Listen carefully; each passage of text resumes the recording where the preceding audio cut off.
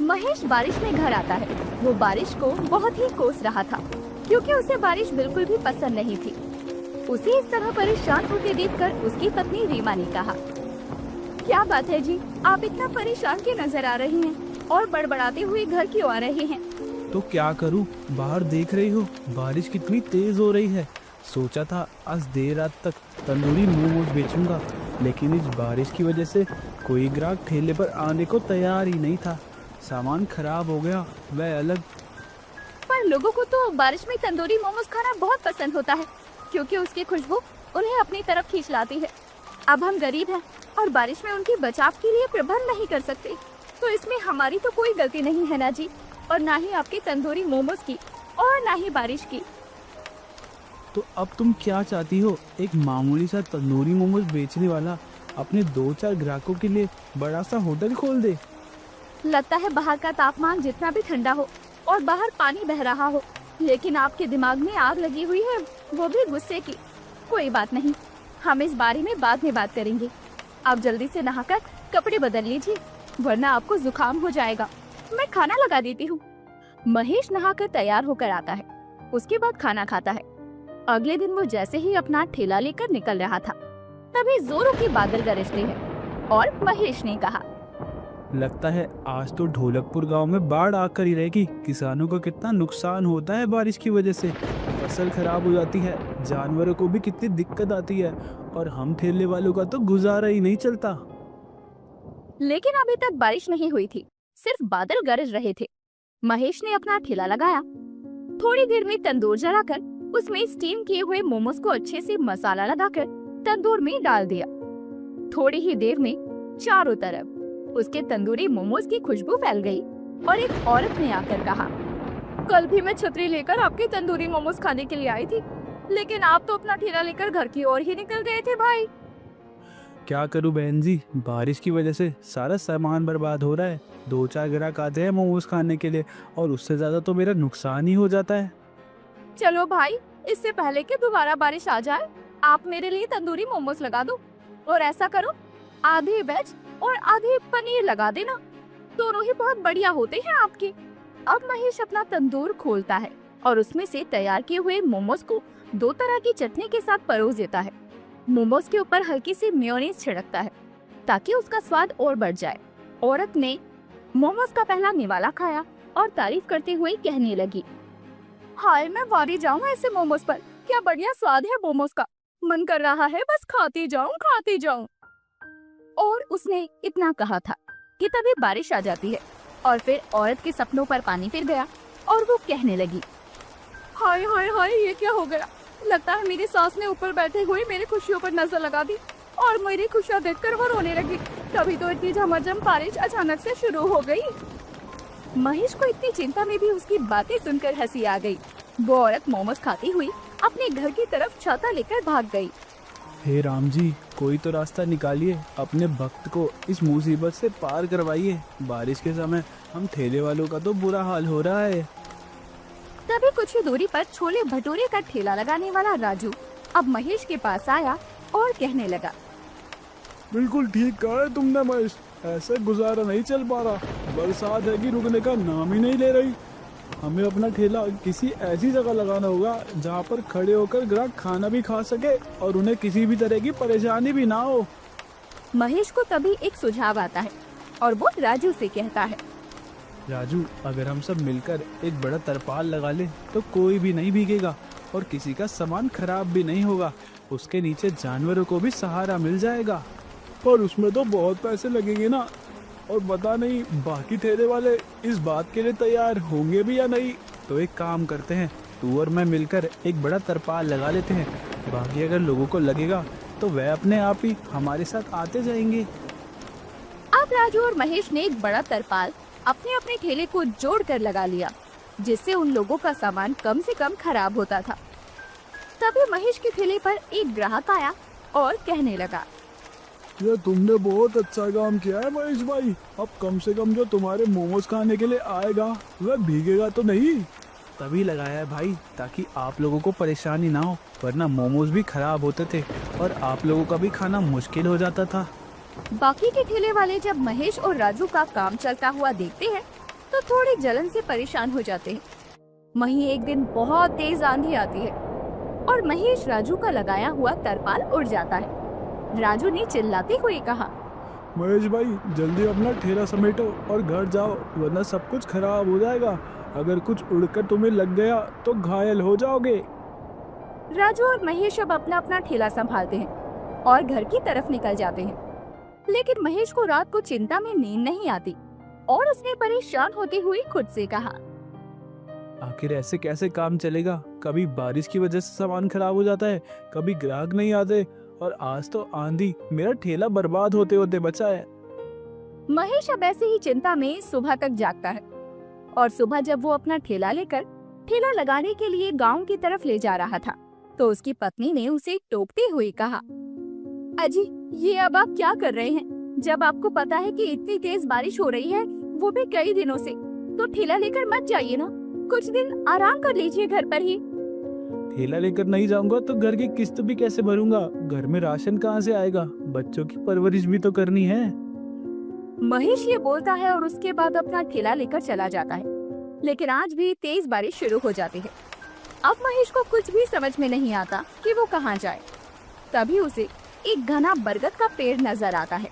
वो उसके नीचे खड़ा होकर खुद से कहता है, अरे वाह, इस पेड़ के नीचे तो बिल्कुल भी बारिश का एहसास ही नहीं हो रहा। यह पेड़ इतना घना है कि इसके नीचे कम से कम 10 लोग खड़े होकर मोमोज खा सकते हैं। अब महेश ने ऐसा ही किया। उस पेड़ के नीचे मोमोज बेचने शुरू कर दिए। 1-2 दिन तो उसके पास ग्राहक थोड़े कम आए, क्योंकि लोगों को पता ही नहीं था कि महेश अब कहाँ मोमोज बेचता है। लेकिन धीरे धीरे जब ग्राहकों को पता चला कि महेश बरगद के पेड़ के नीचे मोमोज बेच रहा था, तो ग्राहक उसके पास मोमोज खाने के लिए आने लगे, क्योंकि वो पेड़ गांव के बाजार से कुछ ही दूरी पर था। अरे वाह महेश भाई, तुमने तो कमाल कर दिया। इस पेड़ के नीचे ना ही धूप लगेगी, ना ही सर्दी और ना ही बारिश। हाँ भाई, कुछ भी कहो, इस पेड़ के नीचे तो अलग ही आनंद आ रहा है। उस बरगद के पेड़ के पास और भी बरगद के बड़े बड़े पेड़ थे। धीरे धीरे राजू और बाकी के ठेले वालों को भी उस जगह के बारे में पता चला।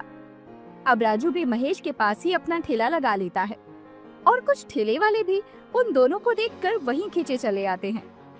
तुम्हें पता है महेश भाई, अब तो गांव के बाजार की जगह ही बदल गई है। हर कोई गांव के बाजार के नाम पर इसी जगह आता है। सच बोलूं तो मैं तो मतलब ही था, मैंने तो सिर्फ अपने बारे में सोचा और यहाँ ठेला लगाने लगा। लेकिन मुझे इस बात से कोई एतराज नहीं कि अगर आप सब लोग भी यहीं ठेला लगाएं। बल्कि हो सकता है कि कोई राजू भाई तुम्हारे छोले भटूरे खाने आए और मेरे मोमोज की खुशबू उसे अपनी तरफ खींच ले।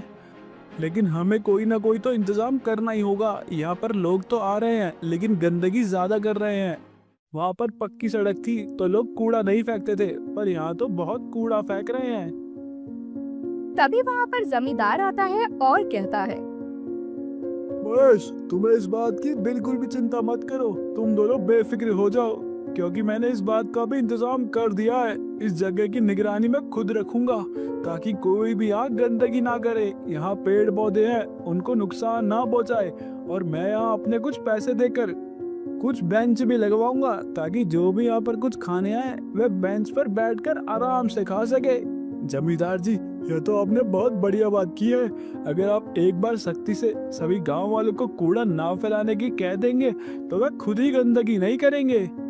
तभी वहाँ पर एक महिला आती है और बोलती है, महेश भाई, यहाँ पास में धर्मशाला में मेरी बेटी की शादी का कार्यक्रम है। वो शुरू से ही आपके हाथों के मोमोज खाती हुई बड़ी हुई है। मैं चाहती हूँ कि आप अपने परिवार के साथ उसकी शादी में आए और हो सके तो शादी के मेन्यू में भी हम मोमोज रखें। आप बिल्कुल भी चिंता मत कीजिए बहन जी, सब कुछ हो जाएगा। आपकी गुड़िया की शादी में किसी तरह की कोई कमी नहीं होगी।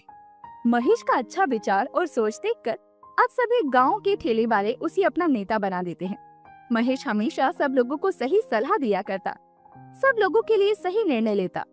इस तरह बारिश में तंदूरी मोमोज बेचने वाला जहां बारिश से चिढ़ा करता था, उस बारिश ने उसकी पूरी जिंदगी को बदल कर रख दिया। उसके सारे गम धो दिए। अब बारिश से वो बिल्कुल परेशान नहीं होता, क्योंकि उसके पास एक ऐसा समाधान था जिससे अब बारिश सिर्फ उसे फायदा कर सकती थी, नुकसान नहीं पहुंचा सकती थी। सरिता ठेले पर मिर्च के गर्मा गर्म पकौड़े बनाकर बेचने लगती है। और उसके पिताजी भी उसके पास खड़े होकर आवाज लगाते हैं। आइए आइए, गर्मा गर्म मिर्ची के पकौड़े खाइए, एक बार खा कर तो देखिए। बारिश के मौसम में गर्मा गर्म मिर्च के पकौड़े, मजा ही आ जाएगा। तीखी मिर्च के पकौड़े वाली। सरिता अपने बूढ़े माता पिता के साथ रहा करती थी। उसके पिता बाजार में ठेला लगाकर सब्जियां बेचा करते थे। वो लोग काफी ज्यादा गरीब थे। एक बार सरिता अपने पिताजी के लिए खाना लेकर आई और उन्हें खाना देते हुए कहने लगी, लीजिए पिताजी, थोड़ी देर मैं यहाँ पर खड़ी हो जाती हूँ, तब तक आप खाना खा लीजिए, वरना आपकी तबीयत बिगड़ जाएगी। हाँ बिटिया, मुझे पता है कि तू मुझे समय पर खाना खिलाए बिना मानेगी नहीं। अच्छा ठीक है, तू ठेला देख ले, मैं खाना खा लेता हूँ। सरिता के पिताजी खाना खाने लगते हैं। तभी वहाँ पर सब्जी ले रही एक बूढ़ी औरत सरिता को ध्यान से देखे जा रही थी। सरिता ने उसे सब्जी दी और कहा, अरे आंटी, ये रही आपकी सब्जियाँ।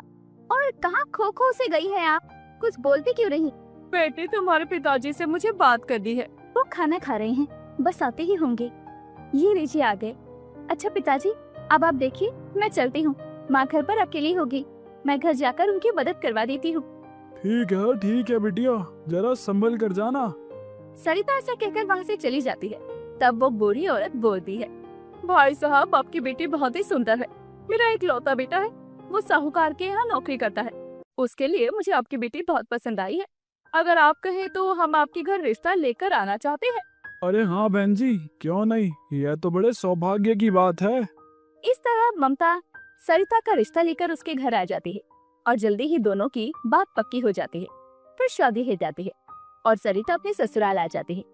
शादी के दूसरे ही दिन उमेश साहूकार के यहाँ नौकरी पर जाने के लिए तैयार हो रहा था और वो अपनी पत्नी सरिता से बोलता है, सरिता, जरा मेरे हिसाब की कॉपी तो ला देना, मेरे कमरे में ही रखी है। हाँ जी, अभी लाकर देती हूँ। सरिता पढ़ी लिखी नहीं थी। वो कमरे में जाती है तो उसे 3-4 कॉपियाँ मिलती है और वो गलत कॉपी उठाकर ले आती है। उमेश भी उसे लेकर वहाँ से चला जाता है। उमेश के जाने के बाद सरिता ने सारे घर का काम किया, फिर अपनी सास के पास आई और बोली, माँ जी, घर का सारा काम हो गया है, अब क्या करना है आप बता दीजिए। अच्छा बेटा, अब तू आराम कर।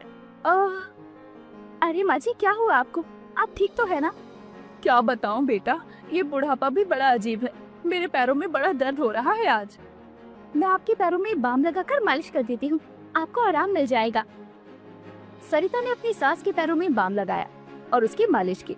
उसकी सास बहुत खुश हुई और उसे बहुत सारा आशीर्वाद दिया और बोली, तेरे जैसी बहू भगवान सबको दे, कितनी अच्छी है तू, ऐसा लगता है कि जैसे मैं बहू नहीं बल्कि बेटी घर में लेकर आई हूँ। फिर जब शाम को उमेश घर आया तो आते ही सरिता पर चिल्लाने लगा और बोला, तुमसे एक काम कहा था, वह भी ढंग से नहीं कर सकती तुम। मुझे गलत कॉपी दे दी तुमने और सेठ ने मुझे कितना डांटा, पता है तुम्हें?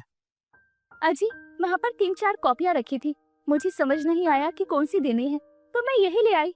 आपको तो पता है ना कि मुझे पढ़ना लिखना नहीं आता है, माफ कर दीजिए, इस वजह से मुझसे गलती हो गई।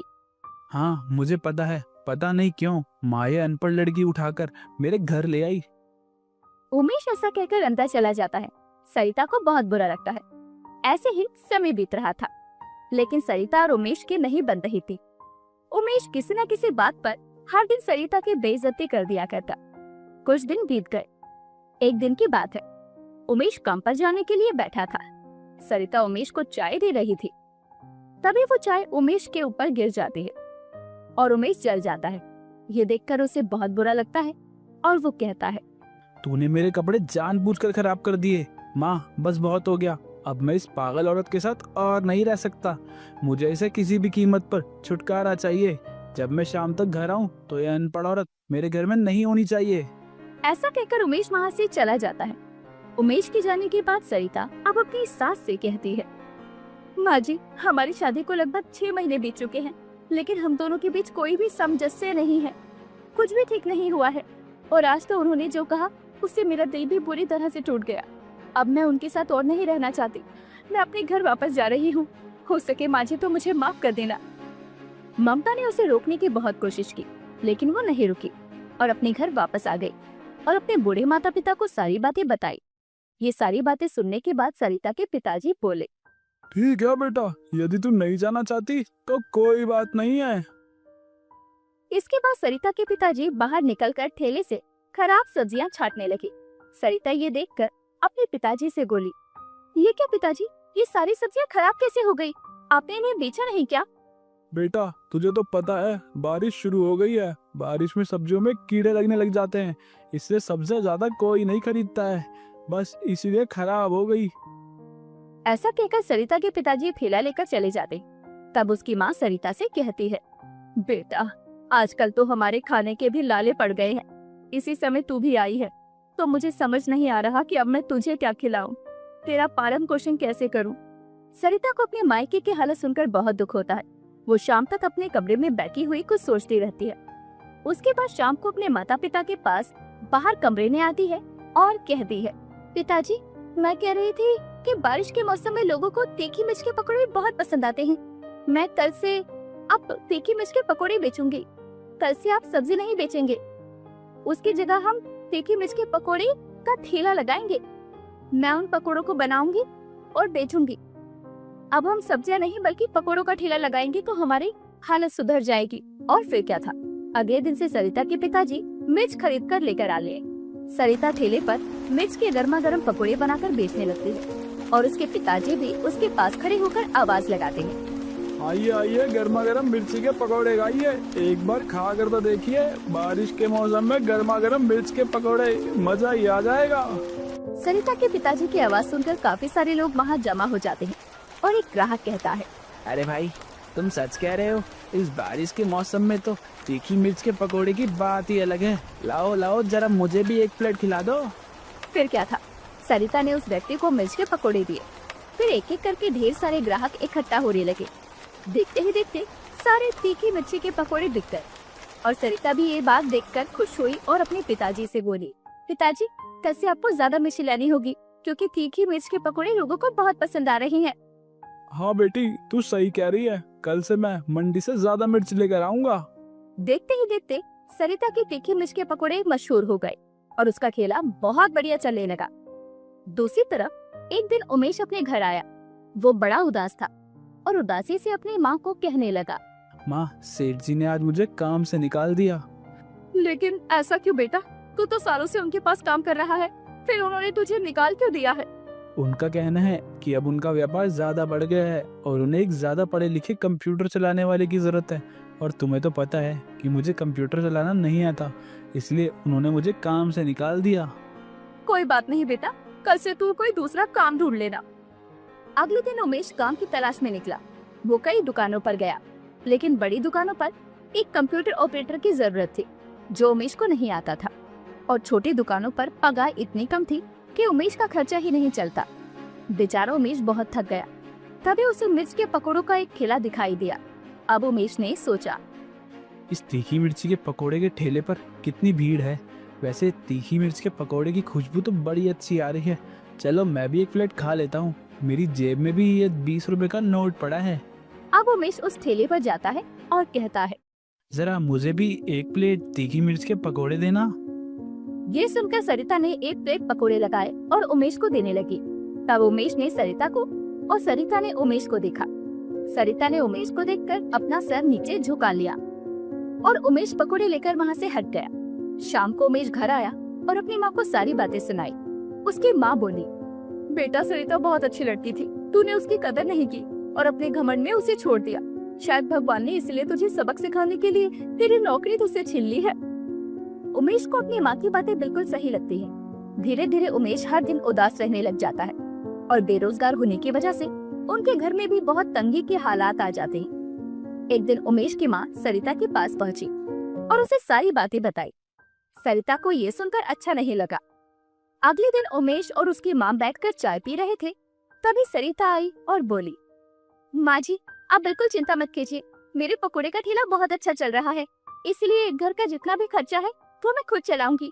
ये कुछ पैसे लाई हूँ, रख लीजिए, मैं आती रहूंगी। ऐसा कहकर सरिता जाने लगी। तब उमेश बोला, रुक जाओ सरिता, क्या अपने पति को माफ नहीं करोगी? मुझसे बहुत बड़ी भूल हो गई जो मैंने तुम्हारी कदर नहीं की। तुम सचमुच बहुत अच्छी हो और मैं इसलिए नहीं कह रहा हूँ कि तुम हमारे घर का खर्च चलाओ, बल्कि इसलिए कह रहा हूँ कि मुझे सचमुच एहसास है कि मैंने तुम्हारे साथ गलत किया था। अब मुझे छोड़कर मत जाओ प्लीज, रुक जाओ। अपने पति की बात को सुनकर सरिता को अब अपने पति पर दया आ गई और वो वहीं रुक जाती है। फिर उमेश और सरिता दोनों मिलकर सीखे मिर्च के पकोड़े का ठेला लगाते हैं और इस तरह सरिता अपने मायके और ससुराल दोनों का खर्चा उठाती है और उसके जीवन में भी सब कुछ ठीक हो जाता है।